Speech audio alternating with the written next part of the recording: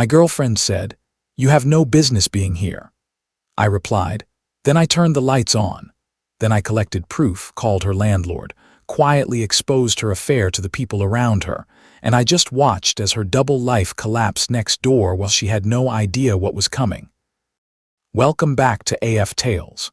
Today's story is about a man who discovers his girlfriend secretly rented the house next door so she could live a double life with another man. As you listen, think about the moment where you would have walked away. My name is Adrian. I am 29 years old and I work as an emergency room physician at a regional hospital in Charlotte. My life is long shifts, high stress, and a lot of people on the worst days of their lives. It is intense, but I love what I do.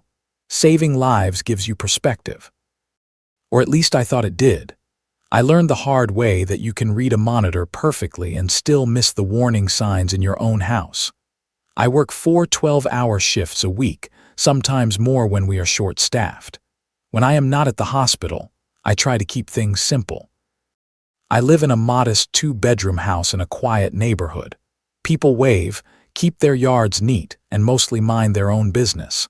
It felt safe and calm, the kind of place where you think you know what is happening around you.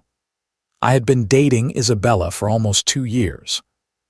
We met at a mutual friend's barbecue in late 2023. It was one of those warm September afternoons with music, burgers, and everyone relaxed. She was by the cooler, laughing at something someone said. She looked up, our eyes met, and there was this instant pull. We talked for 3 hours that day. She was funny and quick. She worked in marketing for a tech startup and always had a campaign or pitch she was excited about. She felt like motion in human form. Creative, social, always thinking ahead. We did not live together, but we were close. She came over 4 or 5 times a week. After my shifts, we would order takeout, watch something simple, talk about work. She stayed most weekends. Her toothbrush was in my bathroom. Her favorite coffee creamer was in my fridge. I was thinking about rings and asking her to move in. Kids, a dog, the regular life you picture when you think you found someone solid. Next door to my house is a similar 2-bedroom place.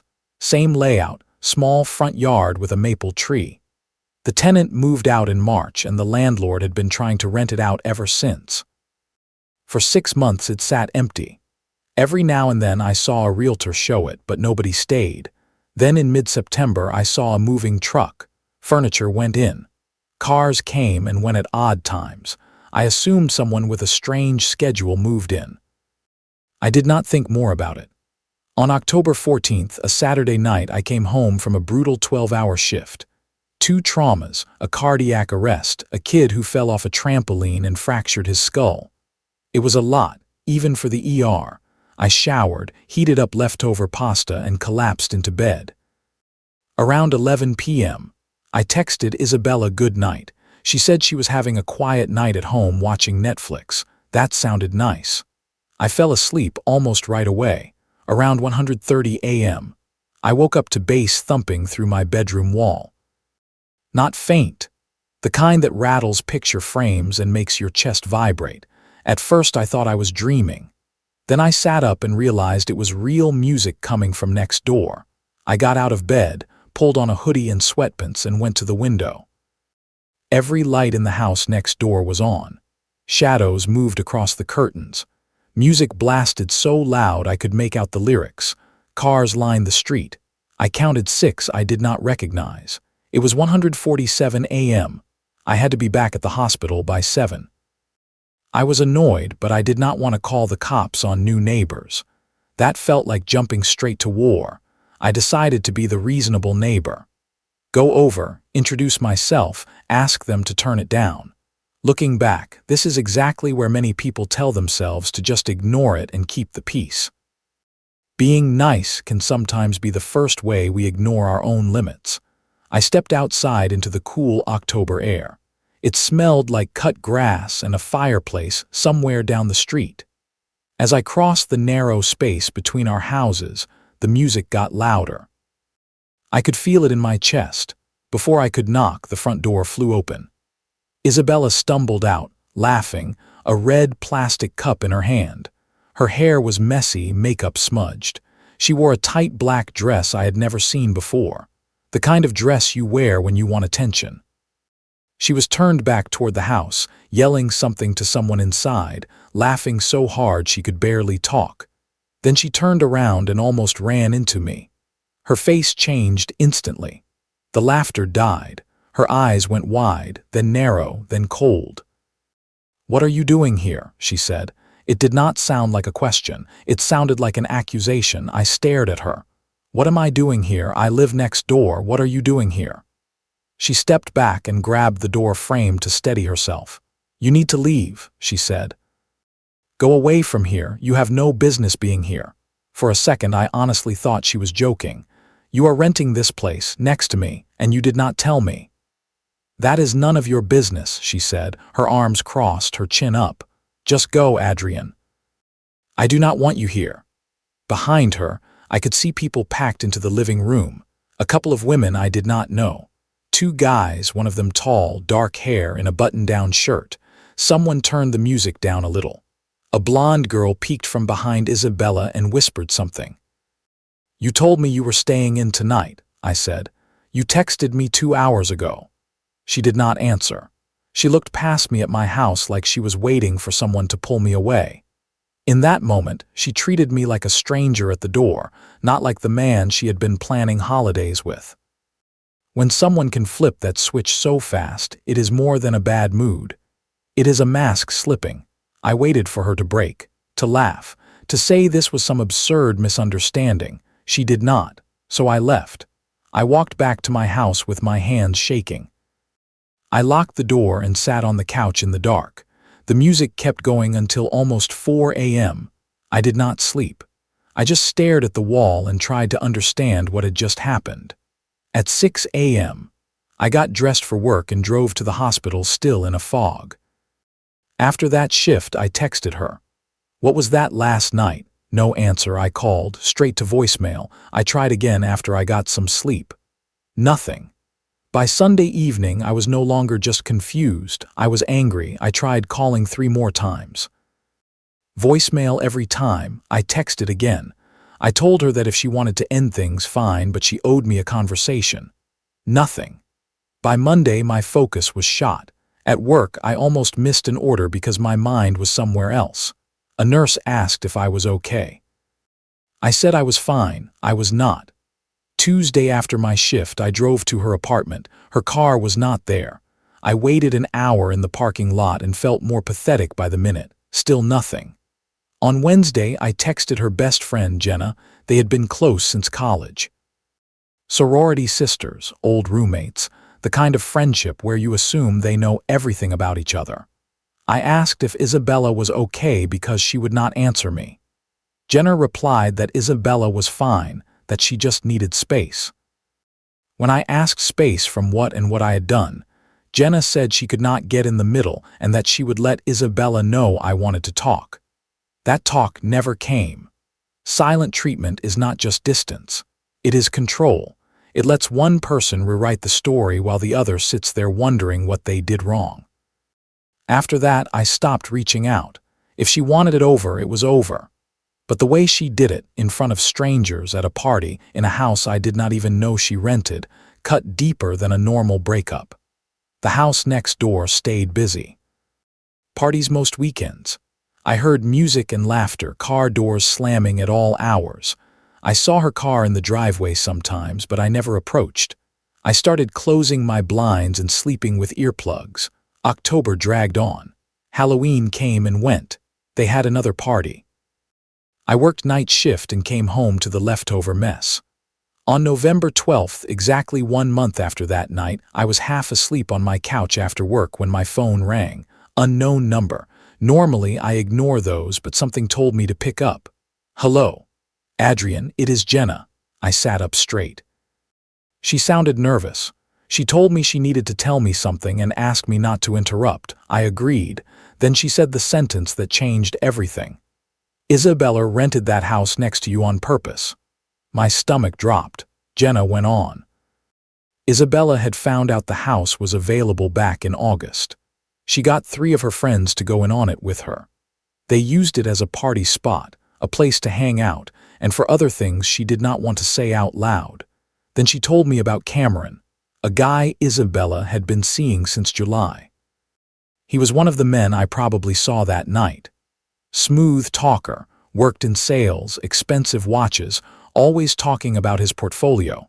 The stereotype you probably picture in your head. Isabella did not want to break up with me, Jenna said. She wanted to keep me as backup.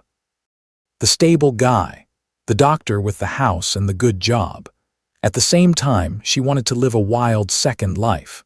So she rented the house next door, hid it from me, and made it a group project with her friends. They laughed about how close she was to me while I had no idea. She showed people pictures of my house, pictures of me leaving for work in my scrubs. She called the whole thing her project. When you hear that someone you love used your life as a project, something inside you shifts. It is not just betrayal, it is dehumanizing. I asked Jenna why she was telling me this now. She said she could not keep lying. She had told Isabella it was wrong from the start. After the night Isabella pushed me away at the door, Jenna could not live with it anymore. We talked for another 20 minutes. She gave me more details than I wanted, but I needed the truth. When we hung up, I sat in silence. The sun went down. The room went from orange to gray to dark. Then I started planning. I am not a vindictive person. In the ER, you cannot take things personally. You learn to compartmentalize.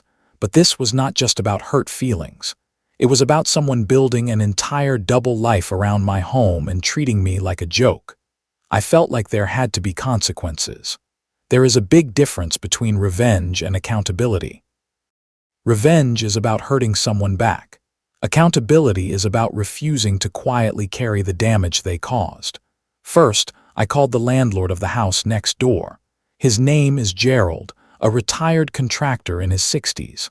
I had saved his number from the old for rent sign. I told him who I was and asked if he knew there were regular parties going on at his property. He did not. His lease had a no large gatherings rule and quiet hours after 10 p.m.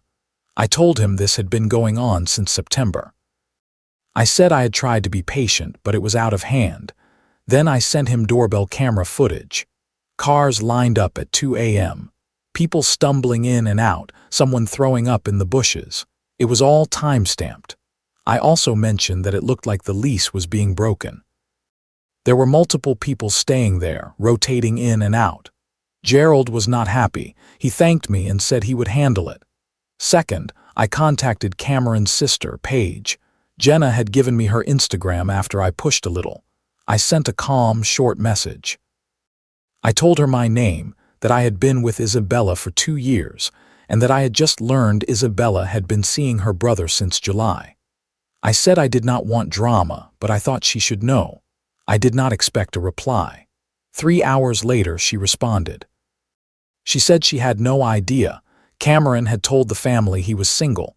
Then she told me something extra. Cameron had a girlfriend back in his hometown, Wilmington. Her name was Ashley. They had been together for 3 years and he had been planning to propose. Paige sent me screenshots from family group chats. Cameron talking about Ashley, trips they had taken, ring plans. 2 days later, Cameron's social media went silent.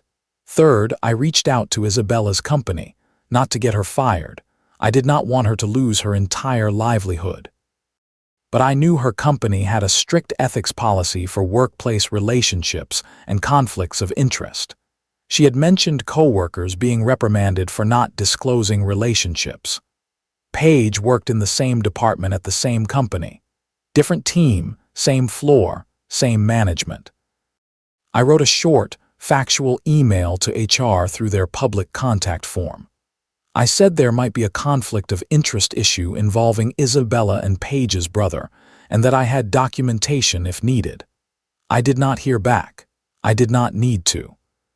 Sometimes, telling the truth to the right person is enough. You do not have to follow the fallout step by step to know that the pattern will not stay hidden. By late November, the house next door was empty. On November 28th, I came home from a shift and saw a notice taped to the front door. Eviction proceedings. Lease terminated for multiple violations, noise, unauthorized occupants, property damage. They had 2 weeks to move out. I watched from my window over the next few days. Isabella came by twice, both times during the day when she probably thought I was at work. I had switched to nights, so I was home. She loaded boxes into her car, no makeup, hair in a rough ponytail, jaw tight, no more party energy, just quiet, hurried trips. Her friends Bridget and Stephanie came by too. They moved things out, no laughter, no music. Just the sound of boxes and car doors. Isabella never reached out to me, no apology, no explanation. Nothing. Jenna told me later in early December that Isabella was furious. She knew I had exposed what was going on.